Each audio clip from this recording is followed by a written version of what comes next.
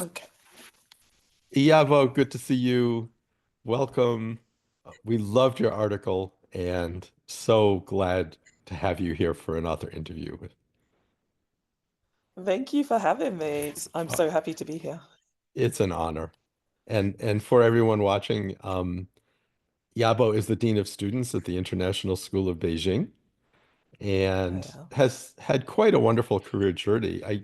First of all, I love your accent. So if you could start where you're from originally, and then share with us, your journey, the different places you've been on your way to now being in Beijing. Lovely. I'm a Londoner. Grew up in the UK. Um, I actually didn't start my career as a teacher. I finished university and I wanted to go into the civil service, and so I worked in the civil service for 8 years. Ah, Um, but prior to that, when I was in university, we had this roadshow in the UK because there was lack of teachers in the industry, yes. and they had this motto, those who can teach. And so Nice. whilst I was in university, I did some volunteering in the local schools in Luton, and I would go in there and I'd see teachers like at work, and I really I felt like this was the path for me. But Yes. when I finished uni, I applied for my PGCE and I didn't get into it, but I did Ah, get into the civil service. yep. And so I did that for 8 years. And but during that time, I was doing more volunteering, some like kind of going in, pushing into schools, reading with kids. Yes. Um, and then I applied again for my PGCE and I finally got in. And yeah, that's how I became an educator. And I started my career in an inner London school in Ah, Tower Hamlets, where I really felt like, it really built the foundation for who I am today. um, wonderful. yeah. Well, when you say civil service in the UK and we have civil service in the US, is it the same kind of, is it a similar parallel track to teaching where you're working with the public and uh, Yeah, did it help get, essentially. okay, so it helped you get ready for Essentially, I being in mean, there's civil. there's so many different career paths, right? I worked in the tribunal service for people who were disputing their rents and their rates. So I was Ah, working very closely with the public, and it was a, yes, a role for me that really needed a lot of empathy because it was landlords and tenants in dispute. Um, and I was public facing. I yes, had to process all the application, and I had so many of these tenants who were in dire situation who, yeah, would come to me and just really wanted me to help with their application and just like at least just alleviate the stresses of going in front of a judge and having their yes. cases like judged for them. So I feel like there was a lot of skills that I built during that time of Mhm. listening, just Yes, taking time to hear people's stories, as well as process their case and, yeah. take them through the court process and all the rest of it. That must have been amazing. It was definitely interesting times. There was so many stories from that. So many stories I could tell you from that time. I can Um, imagine. And certainly yeah, it a was a nice thing. Go on. yeah, a segue into education. I mean, again, working with Absolutely. families and supporting them. So wonderful. Yeah. Huh. Yeah. I did not know that about you. That's a great way to start the interview. Yeah. A lot of people don't know that I had a career before education. No. Well, you're such a natural in education. Who would ever guess? It's like, she was just always a teacher. Who knew? So, Yeah, yeah, and ultimately, I feel like I was always a teacher, even like, when I did that job, like my mind, my head was always going into schools and, building the stage for that. yes, But it was definitely there were definitely skills from the civil service that I transferred into what I do now. So I'm absolutely. appreciative of that time as well. It's wonderful. And that's why I always love to think of them as journeys because how Mm, can we know from where we begin, where we end up and the journey along the way? So wonderful. absolutely. So you along the way started working internationally in education, and that's a really significant place to be. International educators are an identity unto themselves because you have such a wonderful opportunity to see the world and learn different cultures and different education systems. How did you get from London to where you are now? What was that like?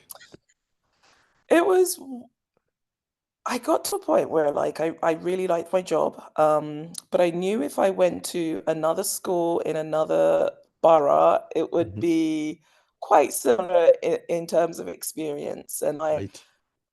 I wanted to broaden my horizon. Teachers Yeah. don't get paid much anywhere in the world, Right. certainly Sad to not say. in the UK either. Yeah. And so I also wanted to afford myself opportunities. I wanted to see the Yeah. world. I Yeah. wanted to continue with my teaching practice, but elsewhere in the world. Yeah. And I saw actually a lot of the people that was on the PGCE program Mhm. with in different parts of the world, in Dubai, in Thailand, and I figured I could do this as well. Right. I really appreciated doing my newly qualified teacher status in the UK, and then spending a couple of more years like finessing my practice. Um, and so, yeah, I decided to try teaching abroad. Yeah. And I literally thought it was going to take me a long time to find a job. Right. I reached out to a teaching agency. Yeah. 2 weeks later, I had an interview. I was like, okay, this is going a bit too fast. um, and then 2 weeks later, I had a job in Beijing, and I Oh, was wow. yeah, and this was yeah, it was very very fast. Because I had the right skills, I had the Yeah. motivation, I had the Yeah. enthusiasm, so I was like, Sure. a good candidate for it, and yeah, and then in August, I started my journey Amazing. in Beijing, Yeah. and because of the skills that I built as well, I moved there as a team leader, and Yeah. so I was then also um, s- upskilling my leadership skills as well as my Yeah. classroom teaching, and Yeah. also bringing the UK curriculum to the school that I was in, Right. and supporting them with that journey as well. Yeah. And just so people know, because there's the time lapse, we're talking in a very concise moment in time, but you haven't been in Beijing your whole career. So where else were you in between then No, and now? Yes. no. So I started my international career in 2016, and I Okay. stayed in Beijing for Yeah. 5 years. Wow. I love Beijing. It's such a cool city. Yes. But after 5 years, I felt like, I needed to experience more. I need to go Yeah. elsewhere and, Yeah. you know, experience different things. And so I moved to Singapore, Ah. um, where I was for a year. And then Yeah. this was all during the pandemic as well. And also, like, that Right. pull to be closer to family, Yes. and other kind of interests. And Yes. so I then got a job in Berlin, Germany, Wow. after my time in Singapore, and I was there Yeah. for a couple of years. And then Yes. this role came, Right. and I knew the city, Yeah. and I thought, it's Beijing. Right. So I came Right. back. That's Yeah. fantastic. And it's wonderful to come back to a place you've been to before. I mean, that has Absolutely. advantages. Yeah. Absolutely. It's been, obviously it's a new job, a new role, but the fact that, I'm quite familiar with the city has helped my Yes. transition a lot. I've got a huge community here, Yes. and just a huge community internationally. And Yes. so it's been, this time round, it's been a lot easier than the first time I was here as well. That's wonderful. Wonderful. So going across cultures and learning as you go, it's going to vary person to person and location to location. But in the article, you Absolutely. talk about the journey of doing identity work and how that comes into play in order to even be ready to lead affinity groups. You talk about how you have to do your own identity work. Can you share with us a little Absolutely. about that and what that experience is so that we all understand? I think it's grounding yourself in who you are Yes. and being comfortable with who you are. Um, a lot of authors have kind of supportive frameworks that allow you to do certain reflections, right? Because often what I find, especially with kids, but then you even find this with adults, Yes. we struggle because we move around a lot, because we're from mixed cultures, before to articulate, who we are. Yeah. And I think of Liz Kleinrock and her identity web, where Yeah. it really allows you to explore different elements of your identity and what makes you the person Yeah. that you are, what's important to you, what values do you have, Yes. um, what are the different aspects of you that make you unique. I think those things are really important to understand yourself in order to be able to understand others. I Yeah. think very much of this when then reflect in my capacity today, and I Yeah. see kind of certain conflicts with kids, and that's to do with identity. Is often because they're not aware of how what they say or their actions they take could impact somebody else's identity.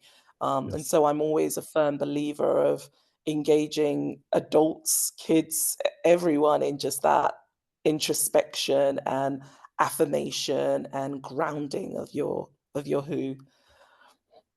It's and as you say it, y- you say it so easily, and yet life today is so crazy busy, and there's just so much background noise and so many distractions. It's not easy. It's not something you can just Mm. sit down and do.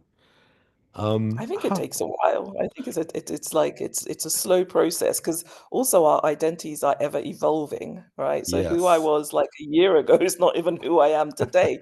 Um, but the core of who I am is essentially still kind of of is course. still there and still building. And so I think those kind of things of just taking time to reflect.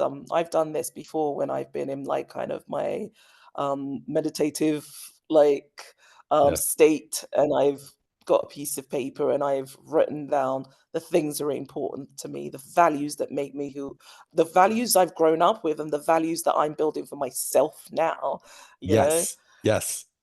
That's huge because I'd imagine there's got to be some aha moments based on assumptions you grew up with. And then there's got to be moments Absolutely. of affirmation where you're like, yes, this is Mm, exactly what I always thought. And it's nice to mm, confirm it and feel solid on that. Is that mm. kind of a mix, or are there a lot more ahas than there are affirmations of assumptions? Or what has your experience been in doing the work? I think it's definitely a mix. It's been, but it's also been quite liberating of like realizing that um, I feel very strongly, or my certain actions and or certain behaviors are due to these strong values that I have, Yes. right? Because often we Yes. do things and we're like, why does this bother me so much? Like one of my values is justice, right? Yes. And so even when I see the smallest injustice, it can really give me like a visceral reaction. And I've had Right. to unpack so much of me in order to see why an injustice that may not even be happening to me, may be happening, in a far distance on TV, like, but Yes. how it impacts me. It's Yes. because like justice is like at the core of everything I do. So for me, it's been really important to explore this aspect of myself. Certainly. And I'm hearing loud and clear that self-awareness is so critical in this. And I'll just say for myself, but then also in my experiences over time with people, not everybody's signing up real quick to be self-aware. That's hard work and it can be uncomfortable work. And it's not always something that you're saying, yeah, I'm up for this. Um, how do you experience that with people when, or maybe when we're talking about like your BIPOC group, your affinity group? Yeah. Um, Maybe young people are more receptive to being self-aware because they don't have all the life experience yet to feel bogged down with. But in general, when you have the conversation with others, is there resistance to self-awareness? How would you describe that? So I'll speak to adults and then I'll speak to kids. I Okay. think we're all at different stages of the journey. Yes. And I have people around me who are super self-aware, who are doing the work, who are affirming themselves, affirming others, and I have Yes. people on other side of the spectrum who Yep. are in the denial stage, or Yep. in the stage of I know myself, and that's what's important. Yes. And it is difficult in education, I have to be honest, Yes. as a person who believes in inclusion and justice for all, to to work with that. But Yeah. that's my area of growth that I'm super aware of, and being very Yeah. open to supporting people and knowing where it's not. I don't, part of my job is not to teach people, Right. where I can, I will, Yes. but Yes. also, um, you also have to let people go on their own journeys. Um, so it is a situation of meeting people where they're at, just being open and empathetic and having grace, because that's all we can have. So, just to follow up on the point, so much of it is personal work and people work, but then there's the whole issue of systemic things that are in Mm, place that can get in the way of equity and access. And do you find that absolutely. working internationally, the schools are better suited to be open to that, or does it just depend on the context of where you are as to how much systemically there are challenges to doing the work? I think it really depends on the context, and it depends on the school's commitment and turning that commitment into action. Um, I've been fortunate enough to work in several international schools, and the level of engagement really depends on um, leadership, obviously, scope of the host nation as well, but also the school's commitment into and turning that into action. Definitely. Um, you know, because yeah, it's very much dependent on many factors. Of course. Of course. And not an easy question. I apologize for just throwing that out there, but um you were saying a minute ago, how much this takes grace. And I do have to say, Yabo, you personified that grace and everything. And Oh, thank in the you, time I've known you, you always handle things so gracefully.